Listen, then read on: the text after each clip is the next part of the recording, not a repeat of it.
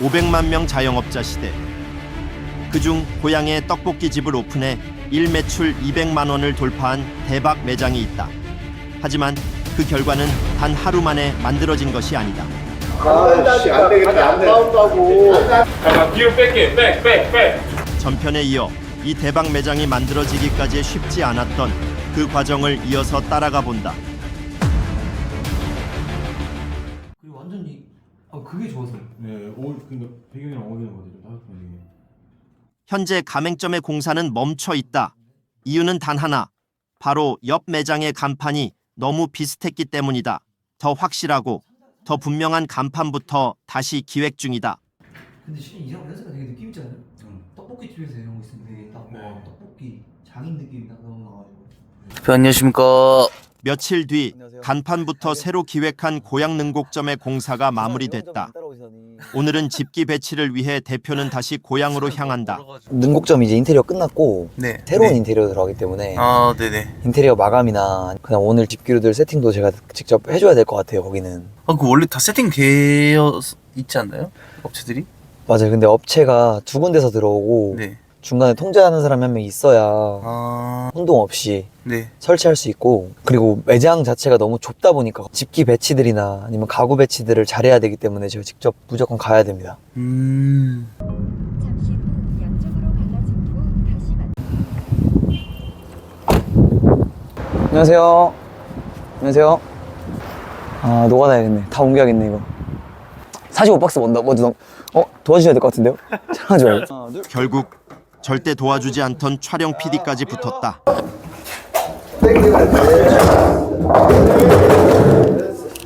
이렇게 모든 집기류 설치가 완료되었다. 식기류 또한 문제없이 전부 도착했다. 네, 고생하셨습니다. 예, 수고하십시오. 들어오세요. 저희 페인트 남은 거 없죠? 하얀색. 칠하기. 있어요. 어디 있어요? 났는데. 칠하겠다, 이거. 아, 식기 옮기다가 이거예요? 아, 좀 칠하겠다. 항상 이 보수형 칠을 일부러 남겨놓거든요. 아, 역시. 아, 마음 진짜 아프다, 이거. 씨. 설치를 마치고 이제는 점주님과의 미팅 시간이다. 단순한 설명이 아니라 이 브랜드가 왜 이렇게 움직이는지를 이해시키는 시간. 오늘 이 자리가 잘 되는 매장의 출발선이 된다. 미팅을 마친 뒤 바게아트는 페인트 칠을 위해 다시 매장에 방문했다. 아침부터 노가다 장난 아닌데요? 근데 여기는 타일도 그렇고 네. 뭐 간판도 보니까 좀 완전 저희 기존 컨셉이 좀 다르게 들어가는데. 일단은 옆에 매장들이 저희가 들어가던 기존 간판 재질이랑 비슷하게 들어가고 옆에가 컨셉이 완전 비슷한 간판이더라고요. 그래서 저희가 여기 들어가게 되면 많은 펭귄들 사이에서 핑크 펭귄이 되게 어렵겠다. 이렇게 들어가면 진짜 큰일 나겠다 해서 다시 간판을 기획하고 이런 인테리어도 기획해서 저희 기존 들어가던 스텐 재질보다 이런 나무 우드 스테인 재질이 훨씬 더 잘 어울리는 것 같아서 이렇게 들어갔고, 여기에 맞춰서 유니폼도 기획이 됐고 점주님들한테도 그렇게 유니폼을 잘 입어달라고 얘기를 했고 거기에 대해서 설명을 다 드렸습니다. 이 사실 브랜딩이란 게 여러 가지가 다 일치해야 되거든요. 근데 아직까지는 저희가 부족한 게 있긴 있지만 그래도 하나 좀 잘 맞춰 나가려고 벽 색깔도 원래 기존 흰색이 들어갔다면 여기는 좀 흰색이 섞인 아이보리 색깔, 그다음 사이물류도 우드와 색깔도 비슷하게 저희가 기획을 하기 때문에 떡의 장인을 만들어 보려고 합니다. 점주님들을. 그리고 페인트까지 직접 하시네요.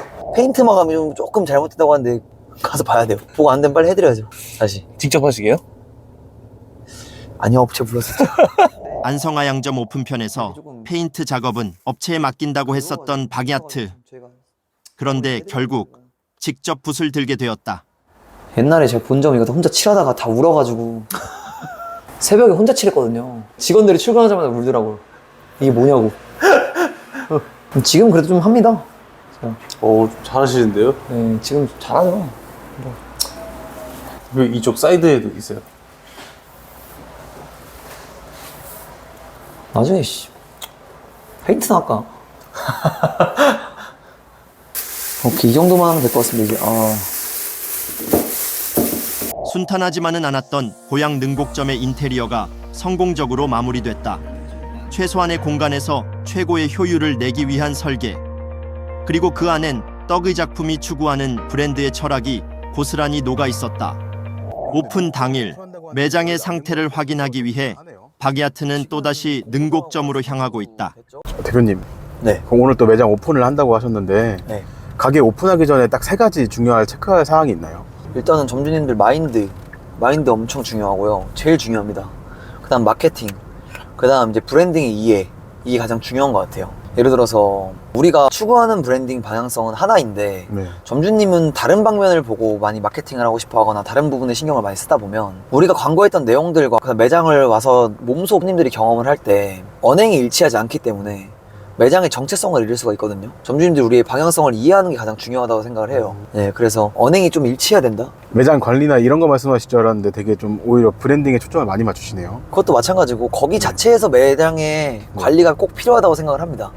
그리고 점주님들한테 항상 말씀드리지만 매장 매출이 떨어졌을 때는 매장 내에 우리 매장을 먼저 봐야 되는 거고, 그 다음에 우리 매장을 봤을 때 가장 중요하게 생각해야 될 거는 내가 처음 오픈했을 때 손님들에게 음식 나가는 그 마인드를 그대로 가지고 있는지를 좀 봐야 될 것 같습니다. 저 장사를 저도 오래 해봐서 현장에서 계속 있다 보면 매장 처음 오픈했을 때 마인드가 안 나오는 경우가 많이 있거든요.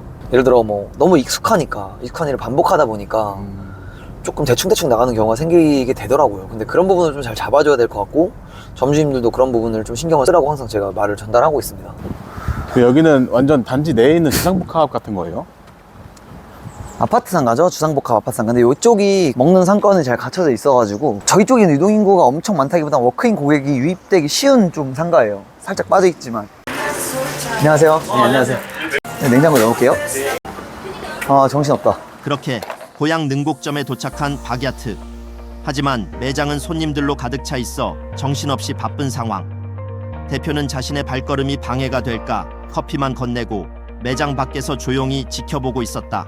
매장이 생각보다 더 정신없는데요, 진짜. 그래도 좀 흐뭇하시겠어요, 지금 사람이 이렇게 많이 오시고. 벌써 지금 40명 왔어요. 11시 반에 오픈했대요. 1시간 됐네. 오픈한 지 1시간 됐는데 지금 40팀 넘게 왔어요. 말씀해주신 키오스크 놓고 약간 장단점이 있나요?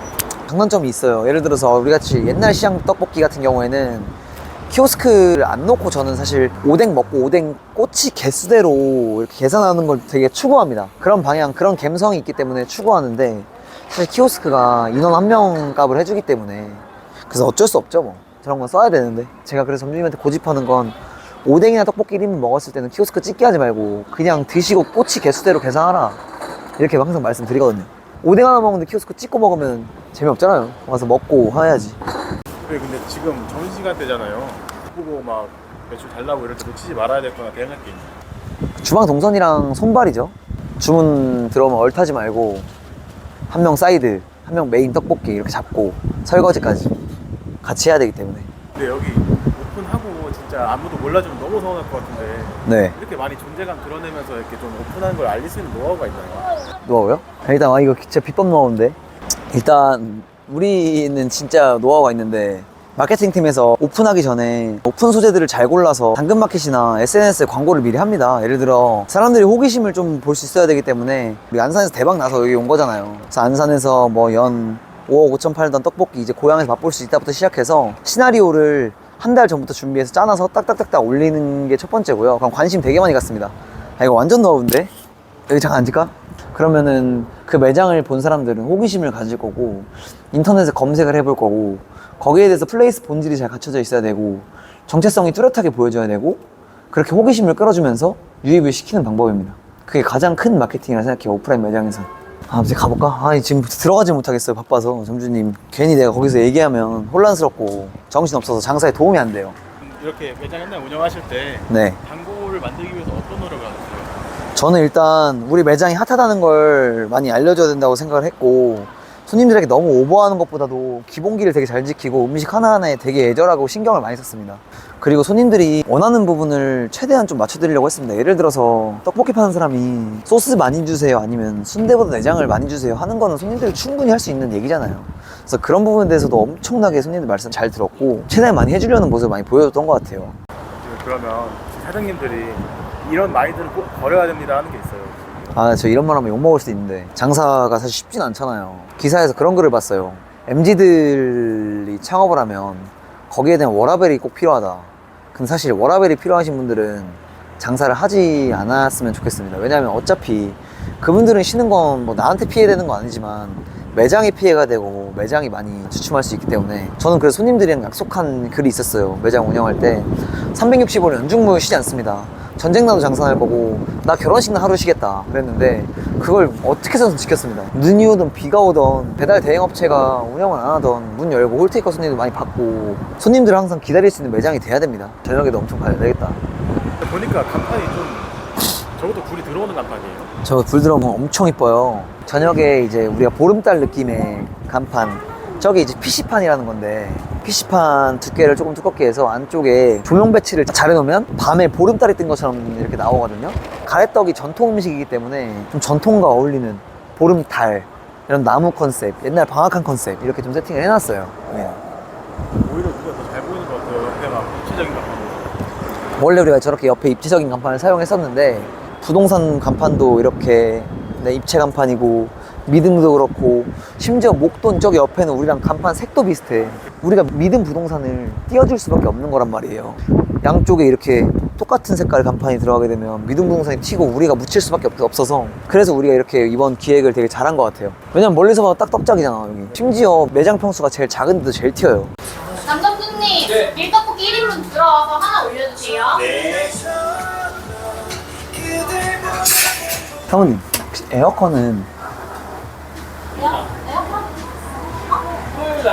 하기로 했어요? 연락 주세요. 일단 네. 정신 있을 때 연락 주세요. 본점 보면은 15평인데 20평짜리 하나랑 40평짜리 내가 두 개나 60평 넣은 거야. 상업용은 왜냐면 문 열고 닫을 때도 냉기가 빠져나가고 불 켜면 화구 때문에 냉기가 빠져나가니까 점심에 그 설명 꼭 드려. 꼭 따라야 돼. 파이팅 하고. 네, 안녕하세요. 네. 당연히 15평이면 15평 에어컨 놓는 게 맞지 않아요? 절대 안 돼. 상업용은 절대 안 됩니다. 최소 3배 나야 돼요 진짜. 그렇게 고향 능곡점의 오픈이 마무리됐다. 오픈과 동시에 손님들이 몰려들기 시작했고 매출 100만 원은 나와야 하지 않겠냐는 걱정과 달리 매출은 230만 원을 돌파했다. 장사는 운이 아니다. 그래서 박야트는 잘 될 수밖에 없는 구조를 만든다. 모든 가맹점이 성공할 때까지 그는 멈추지 않는다.